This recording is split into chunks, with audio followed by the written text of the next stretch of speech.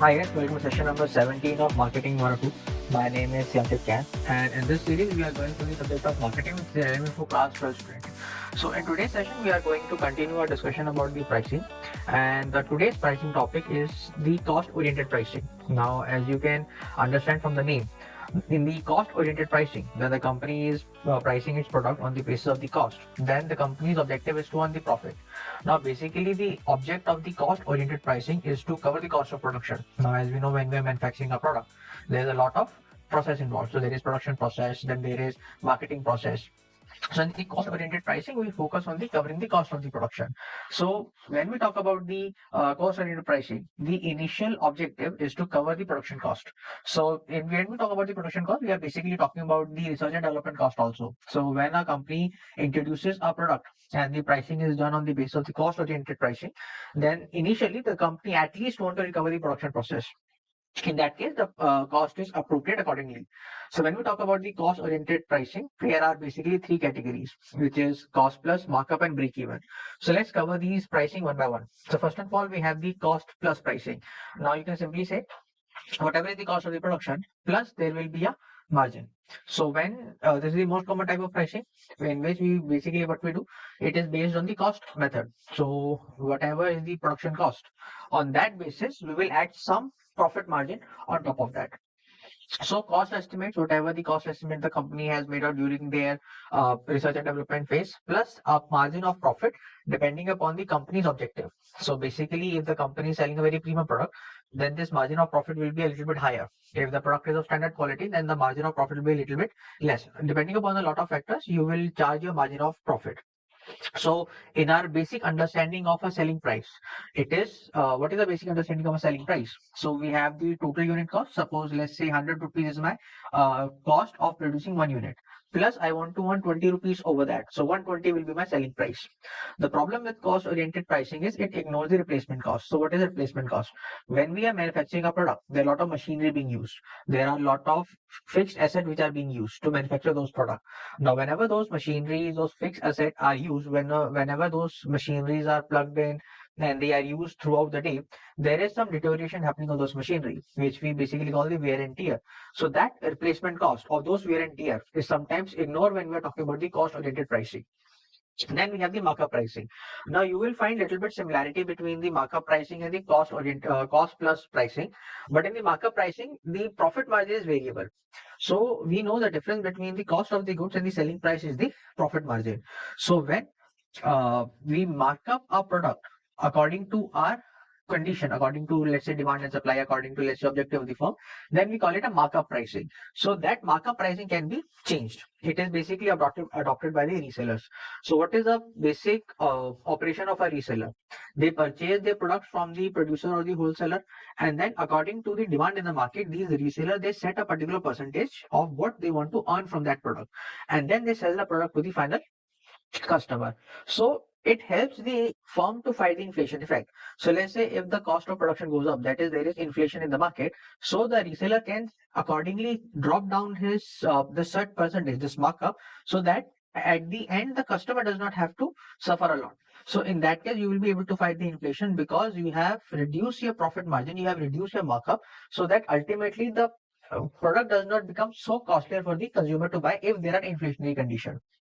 When there is increase in the production cost, it is basically passed on to the consumer. How does that happen? In that case, let's say if my cost of production goes from 100 to 110, so it may happen that I will reduce my markup from 20 to 10. So ultimately I have transferred the production cost to the consumer also, and by reducing my profit margin. Secondly, a customer can also, because a customer can pay, if the seller knows, the reseller knows the customer can pay for that product. So it may also happen that I sell the product at 110 plus my originally sought out profit of let's say 20%. So in that case, I can transfer the production cost to the consumer in any way. In any way, either I can reduce my profit margin or I can retain the profit margin as same and expect the consumer to buy the product. The last method of the cost oriented pricing is the break even pricing. Now, break even is a point where a firm does not earn any profit, neither does it suffer any loss. So you are able to recover all your cost. That is the break even pricing.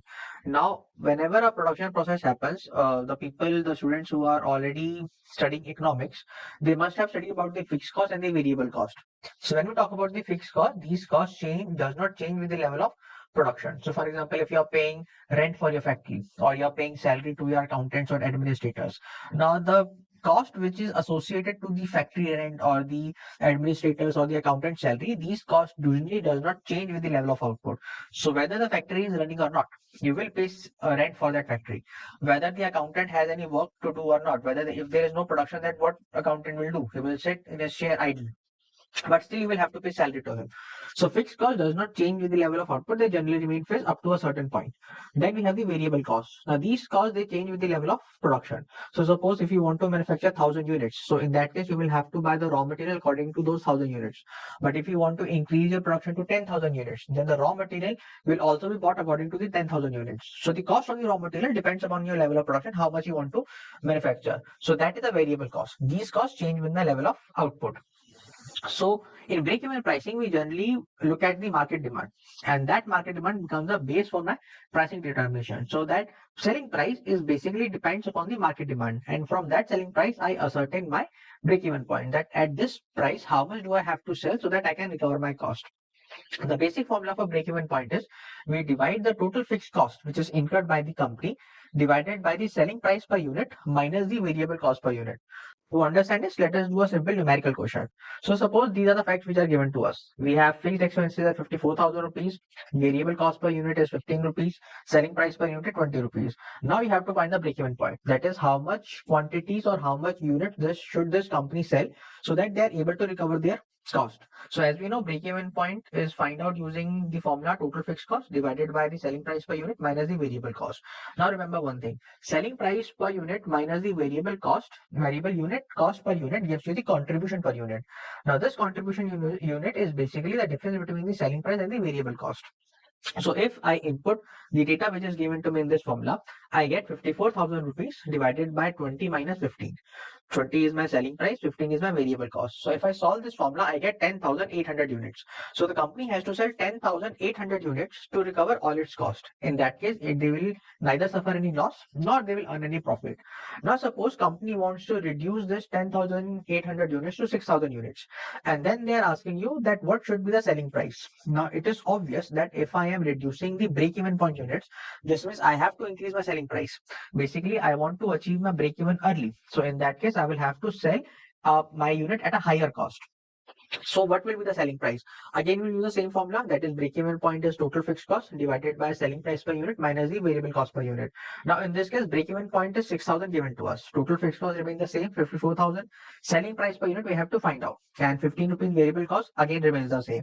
So if I change this formula according to the selling price per unit, so I get 54,000 divided by 6,000. 54,000 my total fixed cost, 6,000 is the new break-even unit, plus 15 is my variable cost. So if I solve this formula, I get 24 rupees. So you can clearly see that at 20 rupees per unit selling price, my break-even point is 10,800. Now, if I increase my selling price to 24,000, then my break-even point comes down. So if I sell my product a little bit costlier, I will be able to achieve my break-even point early. Now, this 20 or 24 rupees, as we have studied in break-even point, how does 24 rupees is decided? It is decided according to the market demand. So what is the market demand? Accordingly, I will set my prices.